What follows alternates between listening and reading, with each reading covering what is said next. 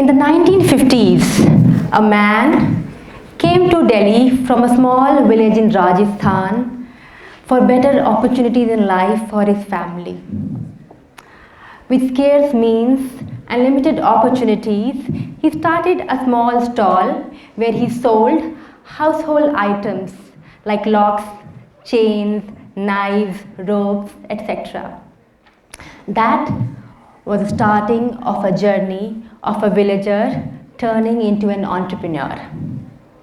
His son followed his footsteps and he started his own business at a very early stage in his life, even before he could finish his formal studies. Earning a livelihood was more important than earning a college degree. Over the next decade, he did multiple small businesses and he took success and failure in his stride. When it came to his family, he ensured best education for his children and he wanted them to take jobs because they were more stable and respectful. So his eldest daughter, who was the first one to graduate from a business school, took up a job in the consulting industry and had a thriving career. But that girl always dreamt to be an entrepreneur. So she waited for the right time. Today, that girl stands in front of you to share her journey with all of you.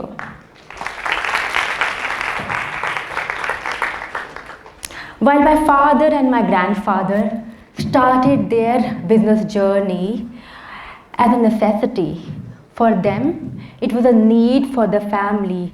They had to fend for the family. For me, the journey was very different. I started my career in the corporate world as a business research analyst. And for a decade, I had a thriving career where I worked with leading global organizations and I led and built high-performance teams. Now, after a decade, a quest in me kicked in, a quest to do something more, a quest to feel more connected to myself, to my roots, to my heritage, to my country. And that quest led me to take a break for my corporate career and I started to explore. I got an opportunity to travel across various states in the country. Now, as I was traveling, I had an opportunity to meet several artisans and weavers across the country. And I had an opportunity to see their lives very closely. Now, with my interaction with these people, I realized that they no more want to transfer this knowledge, this craft to the coming generations. They hesitated to pass the knowledge of their craft and art to the next generations because they did not see the future of their children in the same craft. I remember I was talking to some of the state awardees in these crafts, some of the weavers and artisans, and I was listening to their personal and their social struggles. And that's when the idea of Chanchal, bringing art to life, was formed. Chanchal, bringing art to life, is my way to present my art, my culture, and our art and textile to the world. We work with the weavers and artisans across the country to create fashion for the urban people who, just like me, are looking to connect with their roots. This brand is my way to present those stories from the hinterland of India and present it to the world. My second venture is a wellness and yoga studio.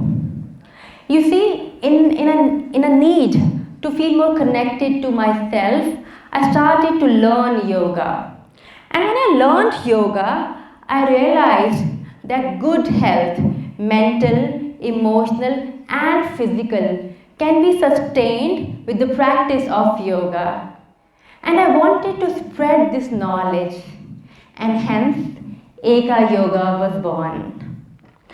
My third venture, it's a knowledge management company, and we aid organizations in consolidating their internal and external knowledge systems. Now, with all three of my ventures, one thing was common. There was a purpose and an intent to feel more rooted, more connected to myself, to my culture, to the people around me, and to create most sustainable solution in the field that I work. And that's my first learning about entrepreneurship. Entrepreneurship is not just about launching a business. It is about an intent, having a purpose, a reason, or a vision. You see, when my father and my grandfather, they started their journey, their purpose was to bring stability to the family, to fend for the family. When it came to me, my purpose was to feel more rooted and connected to myself and my heritage. Each generation of my family had their own purpose, and we proudly honored that. Now, in my journey as an entrepreneur, I have had the privilege to meet several other successful entrepreneurs. Every time I meet entrepreneurs, one thing is common. They all have a reason. They all have a purpose which makes them extremely passionate. Some of them are passionate about technology and making it accessible to the larger audience. Some of them, they are trying to come up with innovative solutions for old or new problems. And some are champions of social change. You see, all of them are very passionate about the very purpose, why they start a venture. This intent is the core of why we do what we do and how we do it. This is the very essence of a venture. And this purpose, this intent, tells you if it is a value-based business or if it is a valuation-based. And there comes the second learning about entrepreneurship. Pursuit of value versus pursuit of valuation. You see, this is the best time to be in India and to be an entrepreneur. We have so many schemes and policies by the government to support the ecosystem. And we have so many platforms, channels, conferences, webinars that are trying to help people who want to venture into creating their own startup. So I believe this is the best time to be in the country. Now, as the startup ecosystem thrives, there's also a change in the narrative of how entrepreneurship is perceived. Today, when we talk about entrepreneurship, we think about valuations, venture funding, we think about Series A, B, C, unicorns. In fact, the recent data shows that today, India's Unicorn Club has more than 100 members. Out of these 100 plus members, about 55 unicorns have been incurring losses. Last year, 55 unicorns had multi-billion dollar losses, and they've been incurring these losses year after year. And this makes you think, what is the essence of entrepreneurship? Now let me take an example to elaborate more on this. We see that there is a surge in these 10 minutes delivery apps. We see a lot of, new businesses coming to deliver things to us within 10 minutes. Now we have to ask ourselves, do we really need a pack of chips or a packet of rice delivered in 10 minutes? Don't we all know the road infrastructure in the country? And imagine somebody has to rush and deliver, and the added stress it creates on the road with the already stress that is there. Imagine the toll it takes on the psychology of the person who's delivering. Now this makes you feel what is the reason behind such delivery models, the sustainability and the ethical dimension of such quick delivery models. Let me take you to another example to elaborate further. Now we talk about value-driven businesses. There is one business that comes to my mind from the recent times. It's called Two Brothers Organic Farm.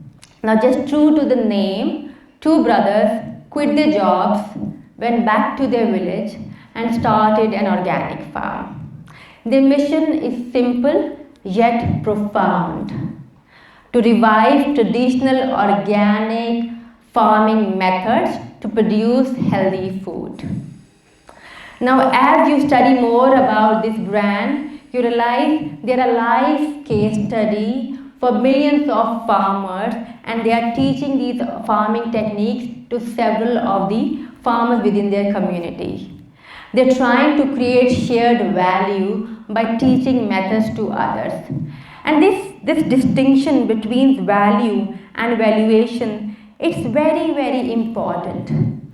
You see, this distinction basically guides the way the culture of the company thrives, the way the decision is made in a company. It is the very guiding compass that dictates what kind of decision is taken in the boardroom, how the employees are treated, what is the quality of a product or a service, and what kind of an imprint a business leaves on the larger world. As we ponder a little more on the value and the valuation, another thing that comes to my mind is when we are trying to create a value-driven business, we're trying to think beyond just profit. We're trying to think, how do we create shared value for everybody who's associated with the company? You see, an entrepreneur who's trying to create a value-driven business will create a very different foundation for the business as opposed to an entrepreneur who's there for a valuation and already has an exit strategy. The very core of the business, the ecosystem of the business, and all the business processes that are created in a value-driven businesses are way different from how it is created in the other one. When you're trying to create shared value for your customers, for your employees, and for the community at a larger world, the whole processes are set in a very compassionate way. Vulnerability and compassion become the integral ethos of a value-driven business. And it's very important to keep that in mind. If you see, who is an entrepreneur? What is entrepreneurship? An entrepreneur is somebody who has an idea, is executing their idea, is creating a product and service, and is serving the community and making his living. Now, if you see this definition, you will see you are surrounded by entrepreneurs. The tailor who sews our clothes is an entrepreneur. A neighbor, a salon or a boutique, that's an entrepreneur. A mechanic who fixes our cycle is an entrepreneur. So you see, we are surrounded by entrepreneurs. But as the narrative around entrepreneurship is changing, the perception of a successful entrepreneur is also changing. And it is time to remind ourselves who is an entrepreneur. And as we ponder more about this, it's time to remind ourselves that it is important to celebrate entrepreneurship throughout all the levels. It's important to celebrate the very spirit of entrepreneurship. That is, to follow your dreams, to follow your passion, and to contribute to the economy. And that's the essence of spirit, that's the essence of entrepreneurship that we need to celebrate. Now, if we talk about celebration, there's one thing that I cannot ignore. Entrepreneurship, more often than not, it is about failing and trying again and again. Entrepreneurship is a path where you are facing a challenge almost every day. It's about unwavering spirit of facing your challenges every single day with perseverance and hard work. And as we ponder more on this, we realize that we need to accept failures. We need to accept and normalize failures in not just entrepreneurship, but just as a concept. Because failure is one way to learn and to get better. I remember in my own journey and throughout all my ventures, I tasted more failure before I tasted success. And that brings to my third, a very important but a crucial lesson. Entrepreneurship is not for everyone. It's hard, it's unpredictable, it's vague, and it is often filled with challenges. And there are so many people who are not ready to take risk and fail, and that's okay. Many of us, we thrive better when there are clear processes laid out, when there's a clear boundary. Many of us, we contribute through our expertise, through our hard work, and through our passion in a very structured way. No entrepreneur can build a company. A team is very, very crucial. A team is the most indispensable part of an entrepreneur's journey. It's the collective effort of all those people who come together to execute an idea and make it a reality. So that brings me to something very crucial. We need to celebrate every individual with all the strengths and their dreams. Whatever you believe in, if you do that with wholeheartedness, that's your passion. That's what you are meant to do, and that's what we need to celebrate. We need to celebrate all the individuals with whatever strengths they bring in our journey. So today, when you see your most favorite coffee shop, or the place where you have your dosa, or the place where you buy your mithai, remember someone someday started that journey. Now, as I conclude, I urge you all to embrace your unique strengths, your dreams, your passions, even if they do not fit the conventional definition.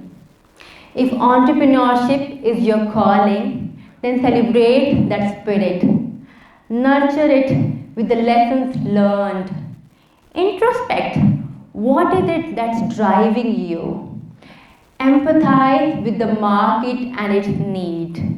And venture forth with courage and compassion. This is Chanchal Badsiwal. Thank you so much for listening to me.